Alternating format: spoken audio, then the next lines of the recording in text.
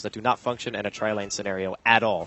So FNG probably saw that and he was just like, yeah, all right, we're just going to go aggro, because their heroes actually can't contest the lane.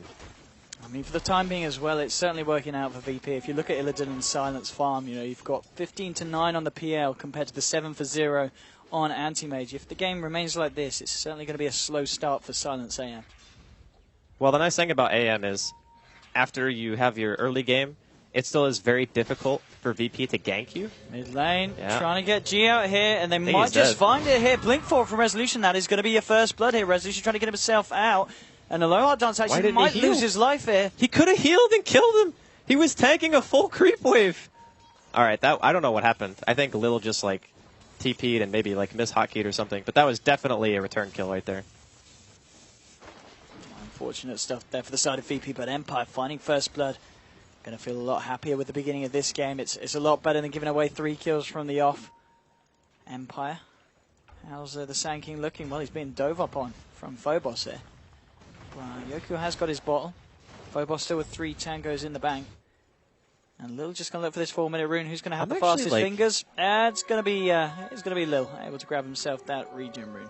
I'm really surprised this lane is so lopsided for Tusk. I did not think that Yoku was going to have such a hard time in this 1v1 matchup.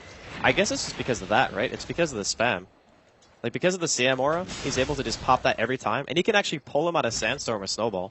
I guess you can, like, Snowball the creep wave, and as long as you roll over where the Sandstorm is, you're going to pull him out of Invis. It's actually very useful. Well, it's looking good so far in terms of that lane. It's just the mid lane, really, that's certainly looking up for Empire. Resolution at the moment, 18 for 7. G with the slight edge, but the fact that he did give away that kill top lane. May be looking at a bit of aggression here with a slow one to always want to fly. FNG trying to move in for the Frostbite. Now the Doppelganger forward, looking to tank the tower. The heal bomb as well, forcing Silent back. Not quite able to find the kill. Illidan a little bit too long mana to do anything else in this bit of action. And Aloha Dance has actually come up here on the Bounty Hunter as well. Just hovering around just in case anything was to go down between the two sides. VP showcasing that they know the weaknesses of Empire's draft very well. Although, we can say that Silent is still actually, like, 21 CS isn't bad. The PL is only 5 CS ahead of him at this point. So even in a 2v3 scenario, Silent is still finding a decent amount of farm. But mid, G, going to be dropping again. Aloha Dance and Resolution take him out. Lil TPing in a little bit too late there. Not able to save his carry. Top lane as well. Silent trying to go on to FNG. Trapped up in the kinetic field. They might just find themselves this kill. That's going to be another kill here for Empire. And the first game may have started 3-0 for VP, but so far Empire turning that one around in game 2. And as you said, the fact that Silence Farm, it started off really badly, but I don't know how, but he's recovered miraculously. And Illidan now pretty much just at the same level on the PL and G. He's got to be very, very careful about continuing to throw his life away here in the mid lane. 2 deaths so far, 6 minutes in. Well, it's fairly obvious that when you have this kind of tri-lane going on, that there's no way Aloha Dance, actually, going to see a kill here inside of the woods. Phobos, he finds always want to fly isolated completely. Rotation, successful. Even with the lane ward, I guess maybe always want to fly. I wasn't expecting him to linger in the jungle that long. But still, VP on the board. And I think Phobos rotation is going to be very key here. He needs to be able to pull his middle lane back into a winning scenario, or at the very least find some support kills, because VP have abandoned their tri-lane now. So before, where they were actually contesting Silent, that's not the case anymore. The PL is still farming very well, which is fine. But Silent has actually made the transition to offlane. So he's like, I don't want to sit here anymore. Straight in, Aloha Dance comes to the cover of the sentry. I think he's just on the edge, in fact, and he is. He's going to be able to get himself out. The poison damage not enough to tick him down. Phobos trying to use the Walrus Punch on Yoku to turn it, but Phobos is dead. Resolution now on a killing spree. Now they turn their attention towards G. G trying to turn around, finding Yoku. Will he be able to bring him? No, the polar charge is enough. G pays with his life. Did manage to catch out the bounty as he came under the cover of the sentry ward. He didn't grave. He was like right next to him, right? Like, I wasn't just hallucinating that Lil was standing right behind G there. Well, maybe he was out of range. There must have been a reason. Maybe he was out of range. It's level 2. I mean, the range? Well, it's pretty far. Not far enough, apparently. Yeah. Not far enough. And, well, Empire, 5 for 2 at the moment. Top lane, always want to fly coming in here with Yoku. Yoku so far just about to touch up to level 6, and going straight in here for Illidan. Ice Charge, though, bringing Yoku low. I mean, if he snowballs across the creep wave, which he will do, bringing Yoku out of the sandstorm, and Yoku's going to go down to a Spirit Lance there. Didn't expect the Phobos rotation there. And that's why I think he was having such a hard time in that offlane matchup, is just that. But bottom lane as well, FNG getting chased down here. Indeed. This time the Shallow Grave will come out from Lil. But Silent with the Blink available in a few seconds. Also got the Mana Void here. He's just going to use it straight up. Screw you, Crystal Maiden. He stopped moving. Maybe he thought because nighttime there wasn't going to be vision there. But if he kept walking like even a little bit, there wouldn't have been vision. But yeah, another kill. You can definitely tell there's some nerves in this game. Like there are some very obvious misplays going on. No. Just going to have to get himself a D-ward here as well. And that's going to give the lower dance their heads up that he's in this area. They will be able to scout him out, but 6 for 3 at the moment. Yoku just trying to use this space up here.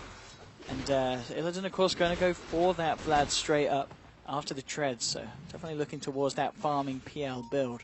And at this rate, how we're looking in comparison to the AM. AM with the PMS, the treads, and now the Ring of Hell. So working towards that Battle Fury.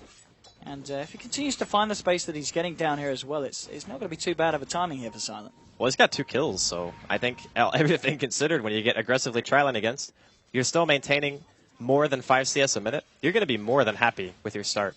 And even given the fact that they have 2 very greedy supports, we mentioned that in the laning phase and why VP probably decided to go aggressive, that means that during the mid game, your Sand King is going to potentially have Blink Dagger, because he's still gotten a decent amount of farm. Even though Yoku didn't really win his lane, he still did okay. And then you also have the Bounty, who's going to have Track. So Empire actually, in my opinion, in a very good spot right now, because Viper Core is not really that scary if you're playing like an AM or a Queen. You can still always blink your way out of a bad situation. But VP, on the other hand, they're still going to have a while before that Phantom Lancer is really going to start to come online. That's true. And I mean, he's obviously confident enough to keep himself up here on the top lane. It's going to be hard for Empire to catch him out unless they send a few heroes up here. I mean, at the moment, you've got a low hard dance scouting it out. They are now bringing in Always Want to Fly and, of course, Yoku. Always Want to Fly, level 6, has that Static Storm. This could be the potential to look for a kill if he comes too close to Illidan. It's not going to be the case, and Yoku not in a position to get the Burrow Strike off. But still, just keeping tabs on this PL, making sure that Illidan doesn't get away with too much. Illidan, I think he senses something's up. He's being very, very careful. As I say that, you can tell that he knows that something's up. He's got that sixth sense, dude. When you play carry and professional scene, you know when people are trying to kill you. It just happens. So he's going to be chilling here, just doing some creep blocking and hopefully waiting to see somebody out on the map. And look at Silent, man. He's like, if I can't farm my side of the map, I'm sure as hell going to farm yours. And the other thing, too, is it's very similar to how the Queen of Pain is able to avoid all bad situations. Silent's kind of in the same boat. He's just going to take one of the big creeps, leave a little bit less of jungle to farm for VP. Just small, efficient plays coming out from him. Illidan now on the top lane has got his Vlads complete and 750 gold on top. So he's going to be at this point where, due the course of his farm, he's always going to be on pretty much full health. So he's going to be even harder for Empire to catch out. G, he's had a bit more of a peaceful time here in the mid lane. Has died 3 times so far this game. It's the kind of hate on the Vipers slowed down now. Resolution just resorting to hold the farm in the lane. Point booster and 700 or so gold. So going to go straight for the Aghanims here on this mid quap. And now with the smoke, but he knows they smoked now. He just broke it, so G definitely knows that they smoked. Just depends on which lane they're going to. I mean, the PL here is the real target. They're kind of doubling back here. Always want to fly Yoku. Seem a little bit indecisive on where they want to go. I mean, killing G again would be very nice. He's having a pretty bad old time. Working towards his mech. It's certainly not going to be the quickest mech on the block. Well, even if G died a few times, he's still maintaining even creep score with Resolution right now. The only difference is Resolution has been getting pretty much every single kill. Like when the heroes come to lane to gank for him, he gets the kill on G pretty much every time. So that's mostly the difference in the net worth. But again, I think it's going to be more down to mid game, what VP can actually accomplish with their heroes. Whereas the Sand King, his Blink Dagger timing and the track coming out from the Bounty Hunter, that's going to be the huge keys for Empire as well. Because once that Sand King has Blink, you can actually, I feel, start playing 4v5 Dota and still be very effective. Because a Blink Epi with Queen and Disruptor and Track Gold, you don't really need Silent to contribute to that. He can just sit there and farm while the enemy or while his team makes space for him. Like it's actually kind of almost a 4-protect-1 that they can run if they want to. 6-3 at this point. It's kind of slowed down. This is definitely a lot slower of a pace than the first game. Both teams just being a little bit more careful in when they throw themselves at each other. Okay, that was not the blink.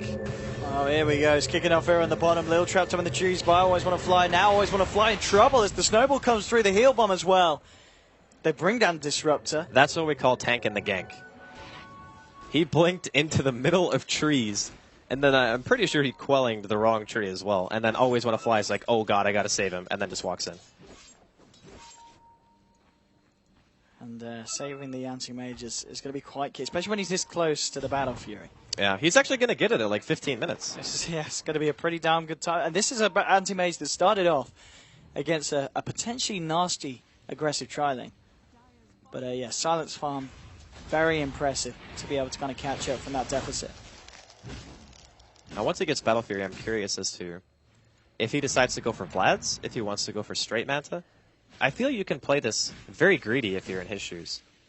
I'd be feeling fairly confident if I had this kind of start where my mid was doing very well. My Sand King is halfway to Blink Dagger. Right now, we got Track already. Aloha Dance is level 7. Like, everything is actually going very well. There's no pressure really being applied to Empire.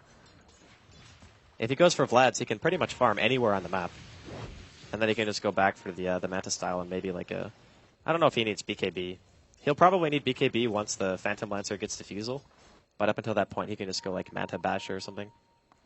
Phobos coming up to join FNG, but Aloha Dance scouting it out. Silent will simply blink himself away. Doesn't want to risk getting caught out here by the Tusk and the CM. And he certainly won't be. Aloha Dance retreating back and maybe looking for more elsewhere across the map. Resolution now with the Ogre Club on top of the point booster.